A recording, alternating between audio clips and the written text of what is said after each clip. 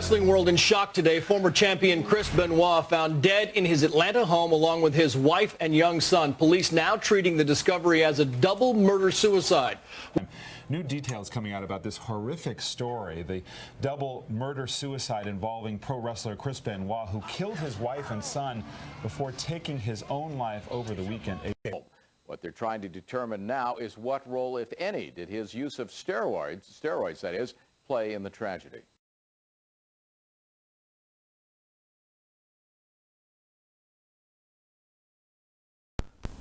"10 years, ladies and gentlemen. It's been 10 years since the double murder-suicide tragedy of the Benoit family. Today, my guest here is Beerus, because Beerus wanted to do this video. Beerus wanted to do this video today, so we're going to do the video. So, where do you want to start off with this? Because I was thinking maybe we should really talk about, because one of the things, actually I'll let you decide, what do you want to talk about first about this? Oh, no, you can continue. Okay. What you were saying there. I was going to start off on the media first, because when you look at the media, one of the first things that they said immediately following this stuff was steroids and roid rage. Okay, well, if you think Benoit wasn't on steroids, then obviously you're a moron.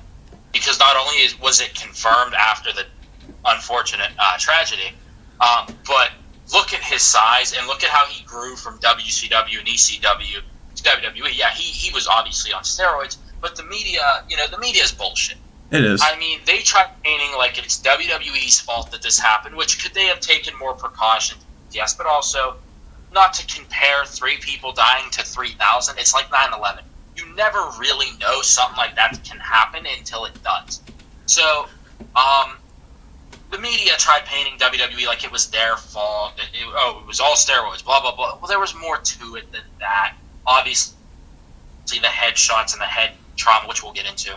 But, I mean, the media, in my opinion, they made it worse by the stupid accusations and this, that, and the other thing. And there's one, I don't remember her name right now, but there's a woman who constantly shit talks wrestling. NBC?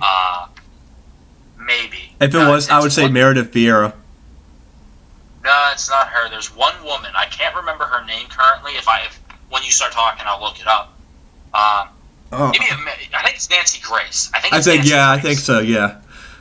Yeah, that dumb bitch, like always, shit talks wrestling, and this was one of the big things she shit talked. But all in all, the media just made it worse because it tried blaming WWE, and you can't predict something like that. You can't predict that something like this is going to happen. You cannot predict it till it happens. What are your thoughts? I think they took it way too seriously. I think I said this in our story time before. Like I said, news medias, they take things way too seriously. Like, you know how people are like, they could be good, but in this case, they took it way too seriously. I think they pretty much, like you said, blamed WWE like immediately, but they probably didn't even see this coming. Did they know he probably took steroids? I would say probably. I mean, it looked like he did steroids. But at that point, I mean, especially around that, I want to say that period, the 2005, 6, 7 range, and the late 80s to early 90s, that's when steroids were at their peaks in wrestling, in my opinion. I mean, you had, Cena, steroids, Orton, steroids, Edge, steroids, Batista, did I say Batista? Batista, No. steroids, Bobby Lashley, Triple H, a lot of other guys around that point. Chris Masters. Jinder Mahal's being rumored to be taking steroids. That's another example, kind of. But at the same time, I mean, wrestlers these days, I mean, there are some wrestlers that you can tell, they're probably on steroids. But, I mean, back around 2007, that's when they were huge. And, if you remember, that's how Eddie died, is, between his former drug problems. Kurt Hennig died, too. Kurt Hennig, he was on him. Rick Rude. But I mean, Eddie Guerrero was really the start of his death, which we minorly get paid tribute to a year and a half ago, was really the start of the whole steroid thing. Well, I guess the restart after the steroid trial in the early 90s. But when this happened, I mean, they just all WWE fault. Which could they have done more? Yes, but again, I've said it 4 or 5 times already. You can't predict it. Yeah, and one of the things was because of this whole incident, I feel like this is pretty much the reason why they went PG.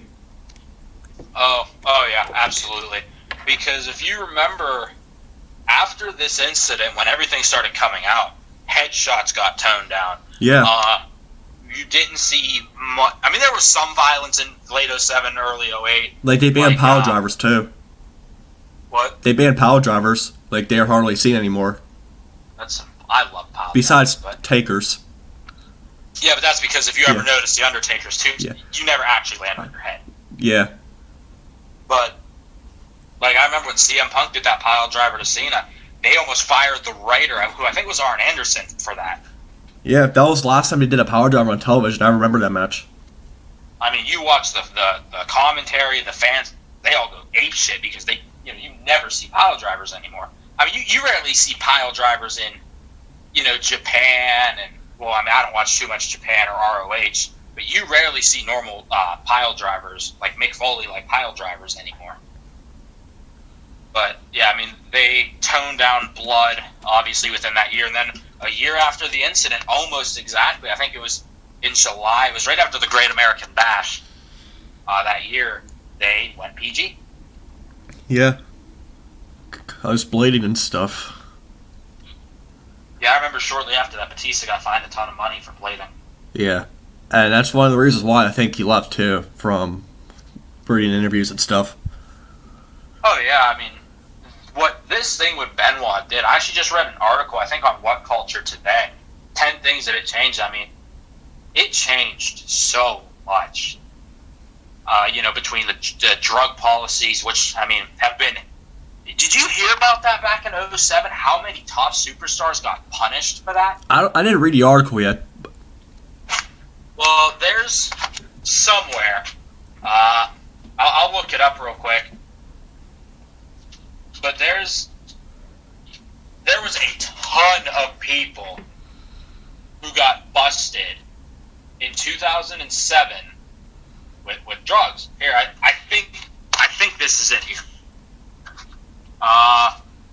Randy Orton, Charlie Haas, Edge, Booker T, Shane Helms, Mike Buki, I don't know who that is, Johnny Nitro, William Regal, Mr. Anderson, Umaga, Chavo Guerrero, and Funaki were all busted with this. Oh, damn. And this was, I'm pretty sure, in 2007, and this was like, oh my God, I want to say a month, if not, maybe not even a month after the whole Chris Benoit thing. So, I mean, that alone just goes to show how many people got fucking busted because of this. Now, do you think WWE's taking the right steps with their new drug policy stuff? Absolutely. Like, I'll sit here and complain about certain things with PG and, well, the drug policy I don't complain about, but absolutely. I mean, WWE has taken a much cleaner route in the past several years. They really help. Now, are there some superstars that are on steroids? Yes. I mean, Jinder Mahal claims he's not. It's tough to think he's not because of how much he's changed. And same with your top stars. Your John Cena, Seth Rollins. Look at Seth Rollins when he was Tyler Black in ROH, and look at how much he's changed from Tyler Black to Seth Rollins. Dean Ambrose is another one. But I think genuinely, WWE has taken a lot of procedures to really start, nailing down on things like this. Like, remember last year, within like a month or two period, Paige, not for steroids, but Del Rio, Eva Marie, and even Roman Reigns got caught with shit. And for them to suspend Paige got Roman caught twice. Reigns, what? Paige got caught twice. Well, that's what happens with Del Rio. But, Roman Reigns, and then see, that one really surprised me because I figured with a guy like Reigns or Cena or someone like that, they would just sweep it under the rug. But Roman Reigns, I mean, they suspended him, and that goes to show they take they take this seriously. I mean, didn't they push a strike back on Orton or something? Orton had two. He actually got caught with steroids back in 2012 and marijuana, though. They did take a strike off. Granted, a lot of people, like, they didn't used to have that rule. A lot of people think that they made that rule specifically for Orton because if Orton would have got busted again, he would have been fired. So right now, Randy Orton is at one strike. So in all likelihood, they made the rule just so Orton couldn't get fired. Yeah. Now, like, for example, I think, not to cut you off, but if Paige comes back and stays clean, I think it's for 18 months since her last suspension was up, which actually I'm pretty sure we're pretty far into that. I think so. I don't remember when she last got suspended, but if she stays clean from 18 months, I think it's 18 months, don't quote me about, then she will have a strike removed, yes. Which I'm about. Yeah. Now, do you remember where you were at when this story broke out? Actually, I don't, because back then, I didn't watch wrestling. I mean, I would have just turned 8 years old because I just turned 18. This was 10 years ago. I just turned 8. And I didn't start watching wrestling until 2 months later, which I'm actually going to do a video on that for the Proving Grounds channel, but no, I don't remember where I was. Where were you? I kind of remember where I was. Like, I don't remember much out of it, but I kind of remember where I was at. Because I started watching wrestling, I think, around once Rey Mysterio won the Rumble, but that's when I didn't watch it every week. I remember I was in my dad's apartment in Saginaw, Michigan. I was in Michigan when this happened, so that's all I remember. I don't remember exactly any details of what happened, I just remember where I was at that time period. I didn't know that. Yeah. Like, I didn't even remember that until my mom told me about it yesterday. Because I told my mom about the story. My mom remembers the story. That's how she told me about it. Well, like, obviously, me and you don't remember too much. I mean, I don't remember a damn thing. Yeah. But, the incident itself, which I guess we'll get into that now, I mean, there's some creepy shit. Like, forget for just a split second the fact that he killed his wife, killed his kid, and killed himself. Like, I remember, it's weird because he faced, I think it was Elijah Burke on ECW prior to this. So, I think the wife was murdered. Damn, I wish I did research for this, but I remember researching this some years ago, so this is why I think it's this way. I think he killed the wife on Friday, the son on Saturday, and himself Sunday. That's what I heard. Yeah, that's what I have on my screen right now. Okay, good. Not good, but you know what I mean. Yeah. He wrestled on ECW that Tuesday. Well, I don't know if that's when it was, like, recording, but that's when it was on TV. And then he was supposed to face CM Punk for the vacated ECW title at Night of Champions, or Vengeance, I think they called it that still at that point. Or they were just switching between the two. And he was supposed to face Punk for it. And I remember, like, I've listened to videos, watched videos, and people were calling him, and he said weird things, and he said, he couldn't do some house shows or something. And I think Chavo Guerrero was heavily involved in trying to figure out what the hell was going on. And it came out by Monday that he had killed his family. And what I find this, I'll say funny, is WWE gave him a tribute. They cut that Vince McMahon angle where he died in the limousine. I didn't understand that at all. I thought that was a poor decision to play that Benoit tribute. Absolutely. That was so goddamn dumb. I mean, I understand, this is a serious event. You could have had Shane do it. You could have had Hunter do it. You could have had someone else do it. I think they should have kept that story going because that was supposed to build up to, I think, the following WrestleMania. Is it on the WWE Network? The explosion? No, the Benoit thing. That's a good question. I'm not sure. I'm not sure if that should. Go ahead and talk. I'm looking it up right now. I'm going to assume not, but I don't know. All right. So they give tribute to Chris, and, they pay tribute. And I need to listen to this. I listen to Don Tony and Kevin Castle a lot. And he recently was talking about the show he was doing that night, because he does a show directly after Raw. Yeah. And at the beginning of the show, they paid tribute to Benoit. By the end of the show, they were ripping him because I guess, after Raw was over and overnight is when the details started coming out. When the details of, it's not just Chris Benoit dead, it's Chris Benoit's wife. No, I think they knew the family was dead. I think. But they didn't know who did it until after the show was over, I believe. Hey, Steven. Wait, what? Is it the June 25th episode? Yes. They have it, but I don't know if this is right or not. Yeah, it had to be June 25th. June. Hold on. Yeah, because he died on the 24th, and the 24th was that Sunday, so the following Monday would be it has to be. Hold on. You could continue talking if you want. I'm playing it right now to see if this is it. But, I mean, overnight it came out that, Chris Benoit did this. He killed his family. He killed himself, killed his kid, killed his wife, Nancy. Who we'll probably talk about her in a bit. And it was like, wait, what? It obviously took everyone by surprise. It put through the wrestling world, and even, news media's in absolute shock. That's my business. No, they totally removed everything. It's basically just, I think, random matches. That's it. Yeah. Like, they're showing, like, Undertaker versus Batista from WrestleMania. Oh, yeah. Yeah, I remember that now, because I'm pretty sure I looked it up once, and they just show a bunch of fucking matches. Yeah, that's all it is. There's no Chris Benoit mentions or anything there. That's fucking bullshit. Yeah. But, it threw everyone in shock. It was, again, I don't know the personal feeling, but I've done research over the years, looking it up, because I hear about this thing when I was younger. I'm like, wait, what? And for some of the fans who might have watched wrestling during this time period, obviously feel free to put what you know in the comments or where you were if you remember. But what did you think when you first understood? It took me years. It took me years to process this.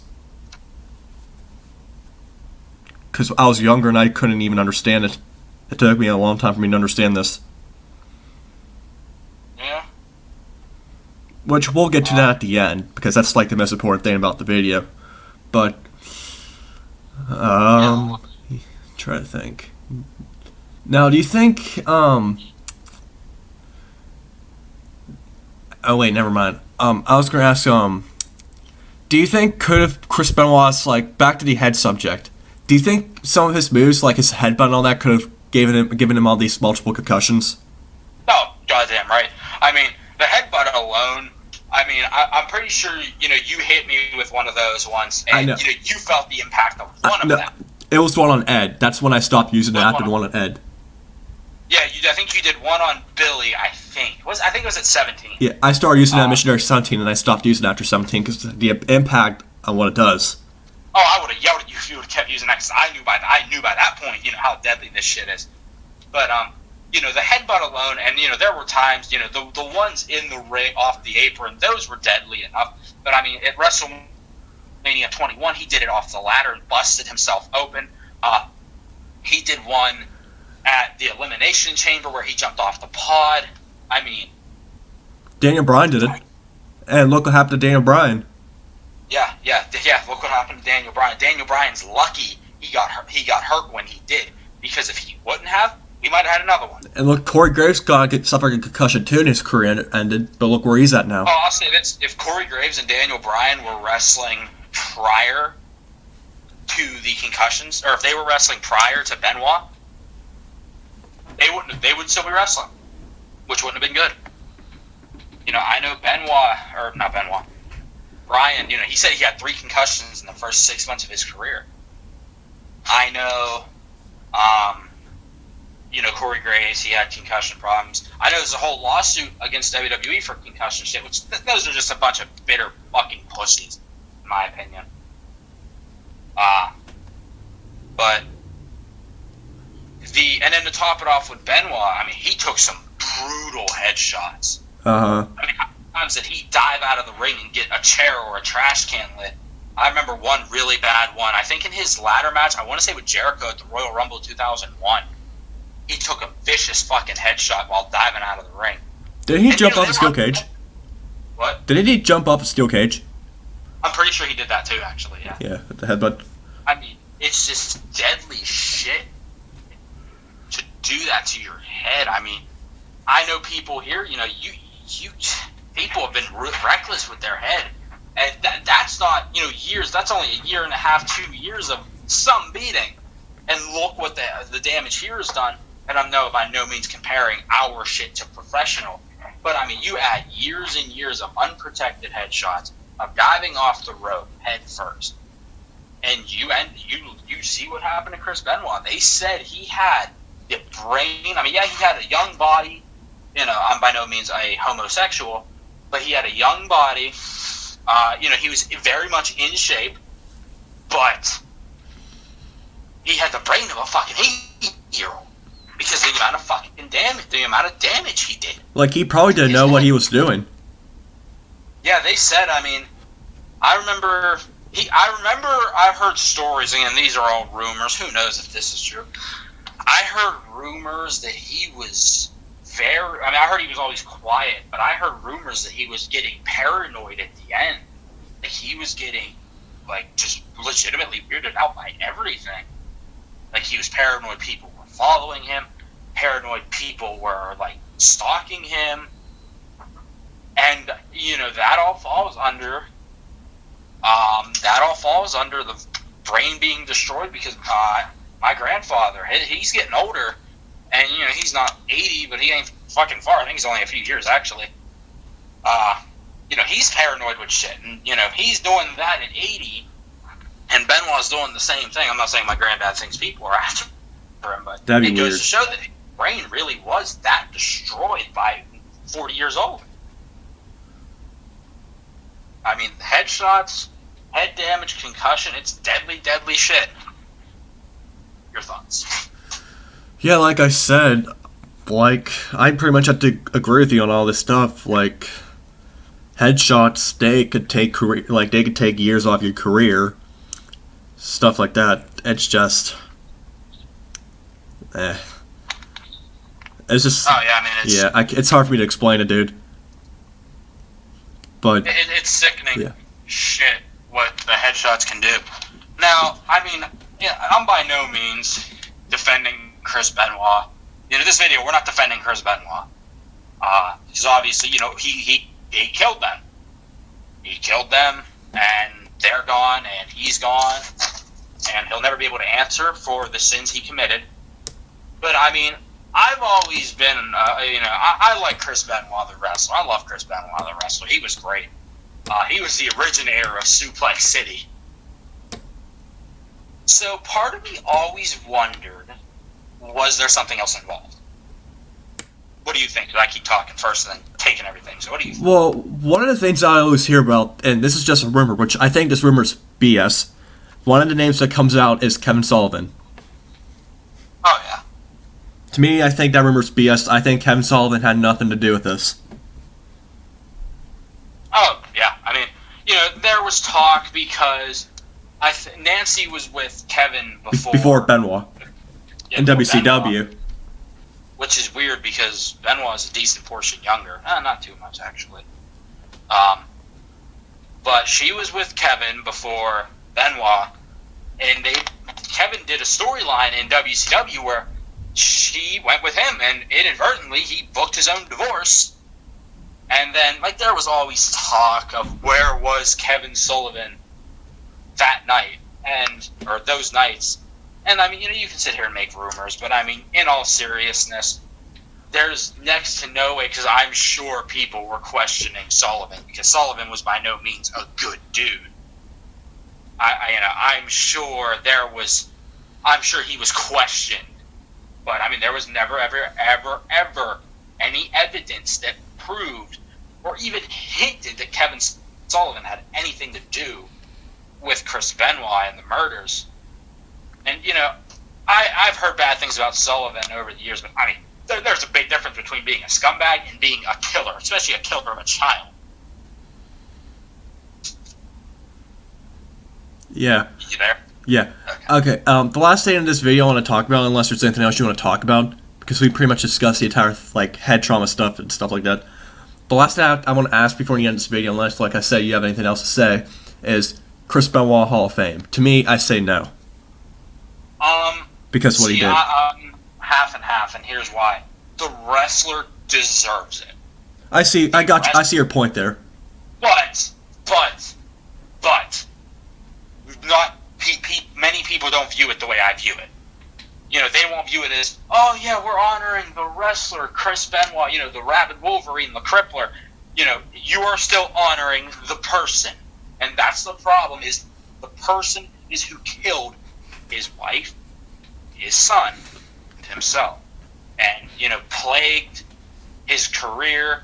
And which is unfortunate because, I mean, you heard me talk in the WrestleMania video a few months back. In my opinion, him winning the championship at WrestleMania 20 is the greatest title celebration and greatest title win of all time. It's up there. But now that moment and everything Benoit did with the likes of Kurt, Triple H, I know Booker T, Cena. Eddie Guerrero's induction to a point. Eddie Guerrero. Yeah, Eddie. Kurt Angle. Lesnar. Chris Jericho. Jericho, yeah, there's another one. And some of Stone Cold Steve Austin stuff. Yeah, I'm pretty sure Benoit actually made him tap at some point. He made Lesnar tap. He's one of the few people to do that. He made Cena tap. WrestleMania. What? He made Cena tap. Yeah, he made Cena tap. You'll never hear that. But the whole WrestleMania 20 main event in the summer of 2004. I think he made Kane tap too, which not many people have done. But, you know, the Crippler crossface maneuver, the PG era, the blood, the headshots, drug-related policies. I mean, with all of that, you can't induct him. With the negative impact that this guy had due to this, I mean, forget the fact that he killed people. You can't do it. Yeah. You can't put him in. Because, and actually, if you don't mind, we'll wrap off. I know we kind of already talked about this. Is just the long-term impact of what this had with, you know, we already talked about the drugs and the headshots and the PG product. And honestly, I don't know if WWE will ever go back to being, TV 14? Yeah, I doubt it at this point. I mean, they've been PG for 9 years, and they've shown no signs of turning back. Which, obviously, as content, I hate. But, you know, you can produce decent content. They just, for some reason, choose not to and produce crap. Yeah, you just need good wrestlers. Like AJ Styles, Kevin Owens. Which, you know, they have great wrestlers, but they, for some reason, Roman Reigns. But this isn't about Roman Reigns. No, he won't be in. And, you know, this Chris Benoit thing will be a plague and a black mark on WWE for the rest of however many years WWE is going to go. And they will, you know, as much as Vince doesn't want to admit it, they will always remember, the fans and all of them alike will always remember the day of June 25th, 2007, when this all came out. And there is no going back on Benoit's career. There is no going back on their tribute show, which will be remembered. And I mean, there's no going back on any of it because it has shown what these headshots do. It has shown what steroids will do. And if anything, I look for them to even strict up more. I look for them to get even stricter with this shit because they have. They're going to. Years. Yeah. They're going to. Because remember, especially concussions. Look at especially concussions because look what's happening to like NFL players, NHL hockey players. They're all suffering concussions from head-on collisions.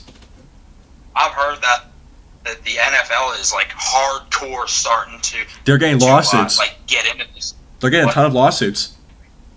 Yeah, because I mean, people are losing money for this shit. Yeah. Didn't they just make a movie based on concussions? Didn't they call it Concussion? Something, I think so. Yeah, I think they made a movie about it, which I heard was actually a very good movie. How it informed you about the dangers of concussions. And they're dangerous. You know, you shouldn't do anything with a concussion. There's a friend of mine. She had one earlier this year. She just had another, and she can't do shit really.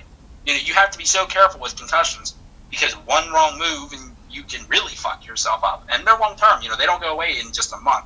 the majority of it does, but the damage is still there. Especially if you have like Chris Benoit, where you have many concussions. Yeah. Is there anything else you want to talk about? Nah, my voice just cracked. I think we covered everything. Yeah, I think this so. This is a good way to look back at the 10-year mark of Chris Benoit and the tragedy that unveiled that weekend into the week. Yeah. You have anything else to say? No, but I was going to say, like, the Hall of Fame induction, I don't think we don't need to talk about because it's never going to happen. So. Yeah, I mean, Yeah. That's And a discussion and a discussion on that because it's never going to happen. WWE ain't going to do it. Yeah. Yeah, and everything that he did with these murders, it's going to overshadow anything that he's done throughout his entire career. Yeah, which is a shame because he was a damn good wrestler, but the person fucked the wrestler. Yeah. So, Steven, thank you for joining me.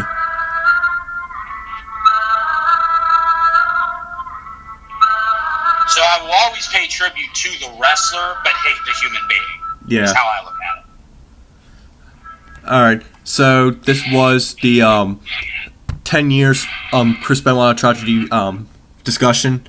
Thank you for joining me. And we will see you guys in the next video. So, take care, guys. And also, stay tuned because I think later today you might see another story time go up. So you might get 2 episodes, well, 2 videos today. So, anyway, guys, thank you for watching. Take care, and I'll see you guys in the next video.